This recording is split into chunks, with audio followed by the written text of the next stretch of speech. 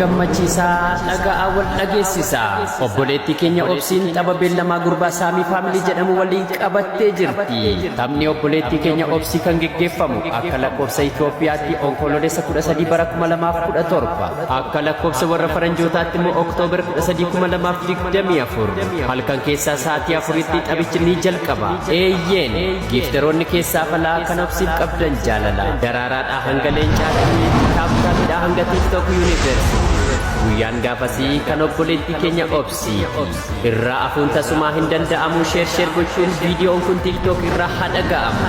Akkuma viidiyoo kana argitanii sheer ripost diwiit gochuudhaan hunduma bira qaqqabsiisa. Oktoobar 13 guyyaa obsii yeroo gabaabduu hafte kanatti suuraa beeksisaaf qophaa'e kana uffachuudhaan jaalala obboleettii keenyaaf qabnu haa beeksisnu. Horaa bulaa deebanaa bobbaasa.